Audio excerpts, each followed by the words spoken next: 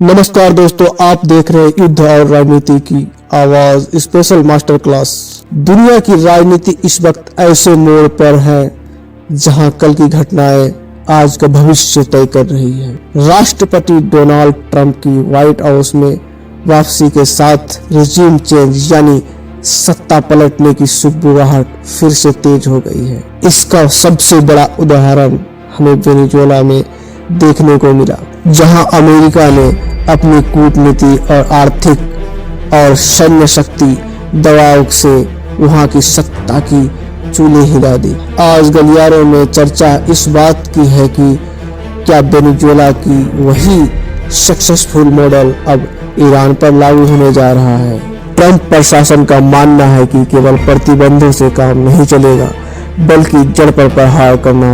आज की सबसे ताजा हलचल यह है कि अमेरिकी विदेश विभाग ने उन ईरानी विपक्षी गुटों के साथ गुप्त बैठकें शुरू कर दी है जो तेहरान में व्यवस्था परिवर्तन चाहते हैं।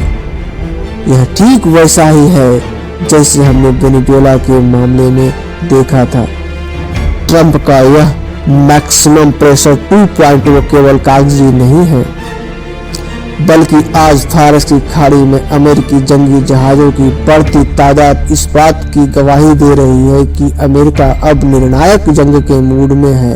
ईरान के भीतर बढ़ती महंगाई और तेल के गिरते निर्यात ने वहां के आम लोगों में असंतोष पैदा कर दिया और अमेरिका इसी असंतोष को हवा देकर वहां की सत्ता पलटने की फिराक में है। लेकिन यहाँ हमें यह भी नहीं भूलना चाहिए कि 2026 का ईरान 2020 के ईरान से बहुत अलग और आधुनिक है।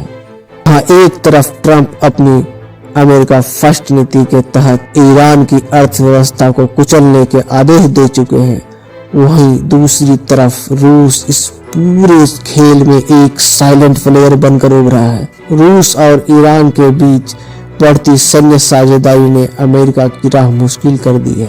आज की सबसे बड़ी खबर यह है कि इजराइल ने अमेरिकी समर्थन के साथ ईरान के उन कमांड सेंटर्स को चिन्हित कर लिया है जो उनके हिसाब से सत्ता को टिकाए हुए हैं। अमेरिका का प्लान साफ है, वेनेजुएला की तरह ईरान को पहले आर्थिक रूप से अलग थलग करो, फिर वहां के अंदरूनी विद्रोहियों को समर्थन दो और अंत में ऐसा ना हो सब कुछ मिटिया मीट हो जाए, इनका पूरा प्लान खत्म हो जाए, तो वहां के जो खेमनेई सरकार है उनको वेनेजुएला के तर्ज पर उठा लो। अंत में एक ऐसी सरकार लाओ जो वाशिंगटन के इशारों पर चले। दुनिया भर के रक्षा विशेषज्ञ आज इसी बात का विश्लेषण कर रहे हैं कि क्या ट्रंप का यह दांव सफल होगा या फिर यह मिडिल ईस्ट में एक ऐसे महायुद्ध को जन्म देगी जिसकी लपटें अमेरिका तक भी पहुंचेंगी। राजनीति के इसी बिसात पर सह और मात का खेल शुरू हो चुका है और